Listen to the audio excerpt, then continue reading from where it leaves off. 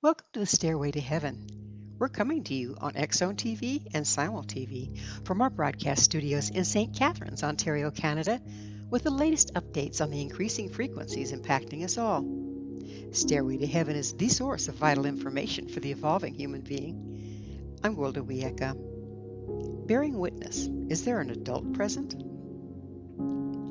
Most of us have had them. Times when all we've strived for seems hollow. All of our aspirations fall to dust, and we question the very foundation of our beliefs and of our lives.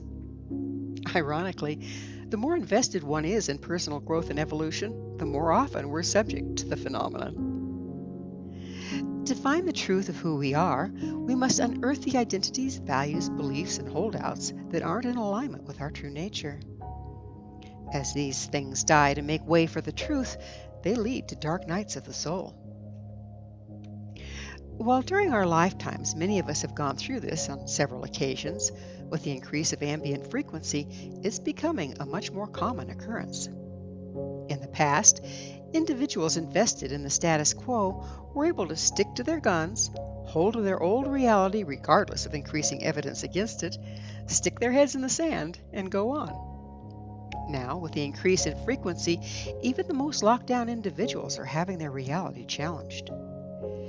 It's taking more and more personal energy not to see than what is required to see and adjust to the new reality emerging.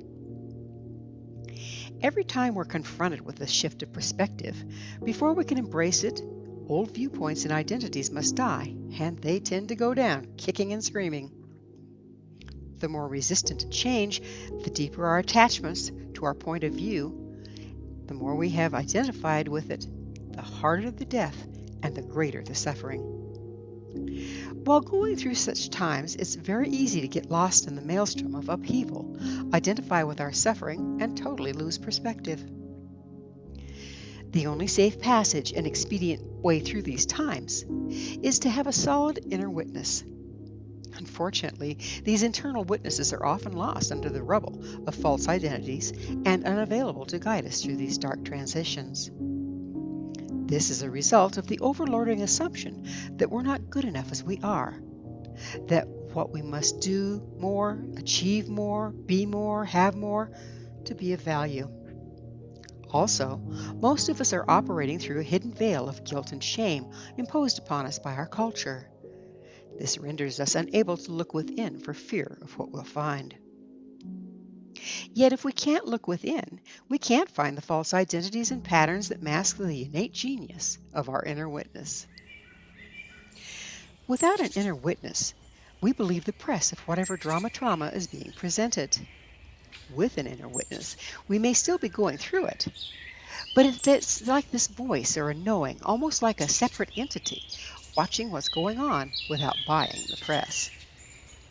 This witness can see through the flotsam to the truth of the matter, or, lacking that, see enough to decide all is not as it seems. Think of it this way. A mother and child are shopping. The child has its heart set on a toy he's been promised. When they discover all the toys are sold out, the child goes into a meltdown. It's the end of the world. He'll never have the toy he wants. His life is over. Now, the mother, as the adult present, can assure her son that this is not the only store. They can look for it elsewhere. They're sure to find the toy somewhere. After all, there's a lot of stores, and she promised she'd get it for him. The child stops crying, and they continue shopping. Or, the mother goes into a meltdown right along with her son. There is no adult present, no other perspective offered, no resolution found, and they both throw themselves down on the floor of the store, kicking and wailing. This may seem outlandish, but it's exactly what we tend to do with challenging circumstances if we do not have an inner witness.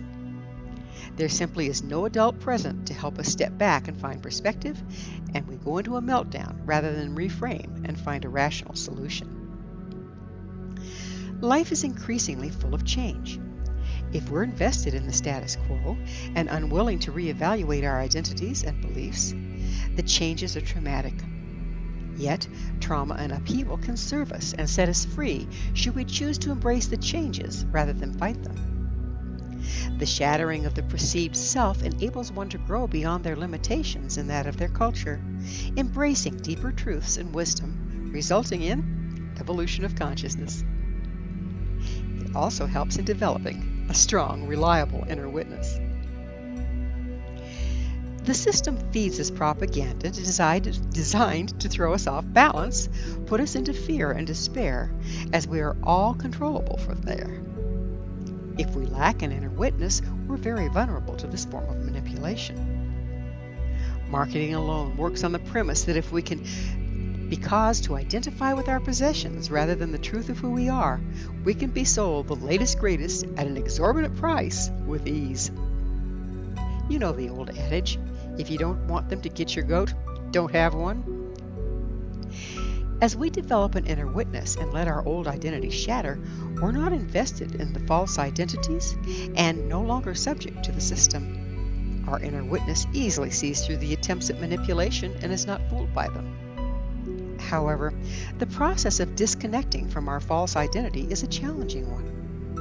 Heretofore, we've been so identified with a false persona, be it our profession, our race, our religion, our financial status, that we fail to see who we really are. When any of the above changes, we lose a job or fall into hard financial times, we go into an identity crisis. That's why retirement can be so challenging. Without the identity of our former profession, we can totally lose sight of our self-worth. At the same time, in order to evolve with the rising frequency and access our inner witness, we must face the death of most of our former identities. This creates a shamanic death accompanied by a dark night of the soul. We go into depth on both in Stairway to Heaven, Episode 26, Dark Night of the Soul, Initiation and Evolution of Consciousness. Suffice it to say, it can be a challenging transition. Sometimes it can show up so gradually we don't notice it happening until we find ourselves looking back and realizing that's simply not how we view things or who we are anymore. Things that used to be very important to us have kind of lost their appeal. Other times, it can be so earth-shattering as to wake up one day wondering whose body you're occupying and what life you're living. Things may feel familiar but not, or, in more intense cases, totally foreign. This transition can be so extreme, it can be as experiencing a walk-in. Walk-in is a New Age concept of a person whose original soul has departed their body and has been replaced with a new, different soul. Ruth Montgomery popularized the concept in her book, Strangers Among Us.